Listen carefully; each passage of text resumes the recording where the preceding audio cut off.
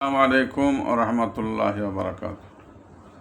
আউযু বিল্লাহি মিনাশ শাইতানির রাজীম। বিসমিল্লাহির রহমানির রহিম। আল্লাহুম্মা সাল্লি আলা সাইয়্যিদিনা ওয়া নাবিয়িনা ওয়া শাফিয়িনা ওয়া হাবিবানা মাওলানা মুহাম্মদ ওয়া আলা আলিহি ওয়া আসহাবিহি ওয়া বারিক ওয়া সাল্লিম।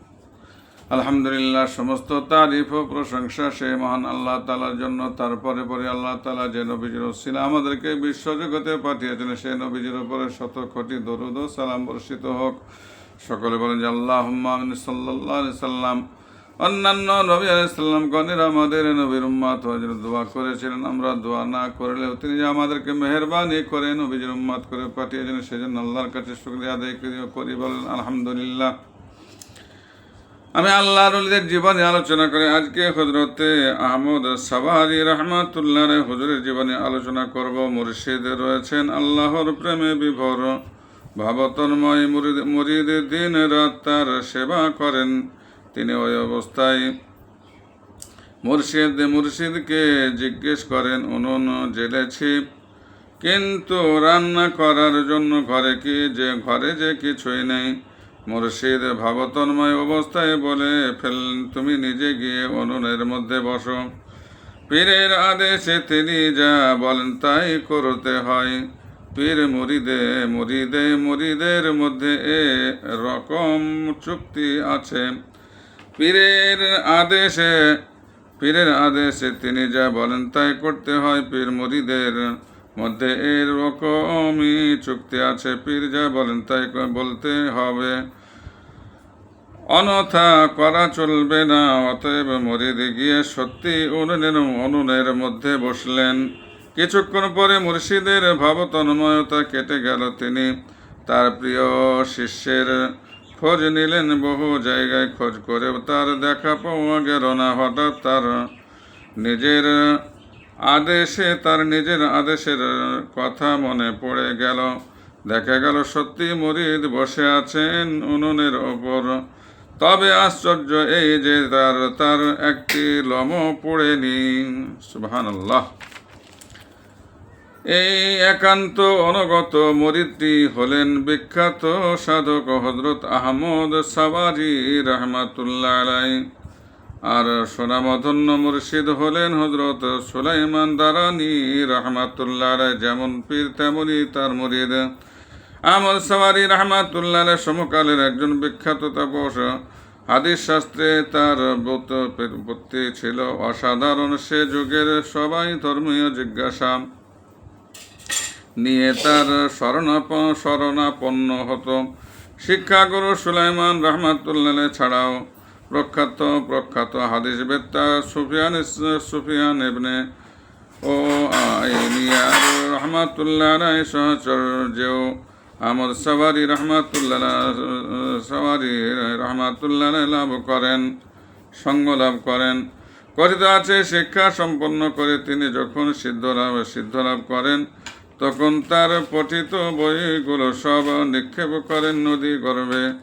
বলেন, এগুলো আমার জন্য এক সময় মূল্যবান দলিল ও পথ প্রদর্শক ছিল, কিন্তু এগুলো এখন আর প্রয়োজন নেই।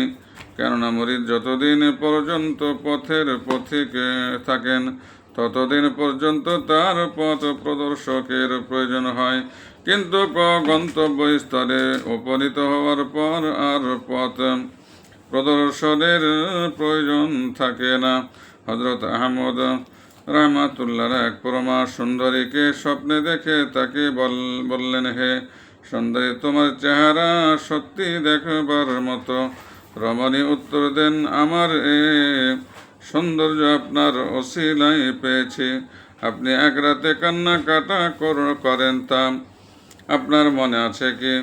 সেদিন আপনার চোখ থেকে ঝরে পড়া পানির কিছুটা আমি আমার চেহারায় মাখিয়ে দিয়েছিলাম, আর এই জন্যই আমি এমন লাবণ্যময় হয়েছি। হযরত আহমদ রাহমাতুল্লাহ বলতেন, মানুষ যতক্ষণ না মনে প্রাণে তার কৃতকর্মের জন্য অনুতপ্ত হয়ে তওবা করে, ততক্ষণ পর্যন্ত তার তওবা কবুল হয় না। নিজের সাধনায় পরিশ্রম না করা পর্যন্ত সে অন্যায় অপরাধ থেকে মুক্তি পায় না। আর এ দুটি ছাড়া মনের পরিবর্তন ও উন্নতি হয় না।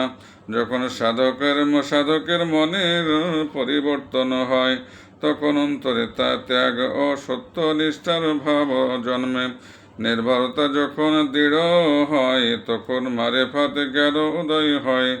আর তখন সে প্রেম রসের প্রকৃত আস্বাদ পাওয়া যায়। তারপর লজ্জার উৎপত্তি হয়, তারপর মনে আল্লাহর ভয় জন্মে। আর এ ভয় কোনো অবস্থায় সাধকের মন থেকে দূর হয় না, যার ফলে আল্লাহর দিদার লাভ সম্ভব হয় নয়। তিনি যা বলতেন, তিনি আরো বলতেন, যিনি আল্লাহ সম্বন্ধে বেশি জ্ঞান আয়ত্ত করেন, তিনি সেরা জ্ঞানী। দুই, আল্লাহ পাকের রহমতের আশায় ধর্মভীরুর পোশাক। আল্লাহর সঙ্গে বিচ্ছিন্ন অবস্থায় যে সময় অতিবাহিত হয়, তার দুঃখে বান্দা কাঁদে, আর এ কান্নাই সেরা কান্না। সুবহানাল্লাহ। পৃথিবীর একটি কসাইখানা, তাকে কুকুরদের সমবেত হওয়ার স্থান। পার্থিব ধন সম্পদ উপার্জনে যে সর্বদা লিপ্ত, সে কুকুরেরও অধম। কেননা কুকুরের পেট ভর্তি হলে সে কসাইখানা থেকে বিদায় নিয়ে আবাস স্থলে ফিরে যায়। আর মানুষ যতই পার্থিব উন্নতি করে, ততই সেদিকে আকৃষ্ট হয়। সুবহানাল্লাহ। হৃদয়ের কাঠিন্য ও আল্লাহর প্রতি উদাসীন্য অপেক্ষা কোনো নিকৃষ্ট ব্যাধি আল্লাহ মানুষকে দেননি। পরিচিত হওয়ার জন্য যে সৎকর্ম করে সে মুশরিক, আর আল্লাহর খুশির জন্য সে যে ইবাদত করে সে কখনো অন্যের খুশি চাইতে পারে না, যেহেতু সে নিজে আল্লাহ ছাড়া আর কেউ তার ইবাদত দেখুক এরূপ ইচ্ছাও করে না। 6, যিনি হেদায়েতের অনুসরণ করেন, তার অপর শান্তি সুনিশ্চিত। এখানে শেষ। আসসালামু আলাইকুম ওয়া রাহমাতুল্লাহি ওয়া বারাকাতুহু।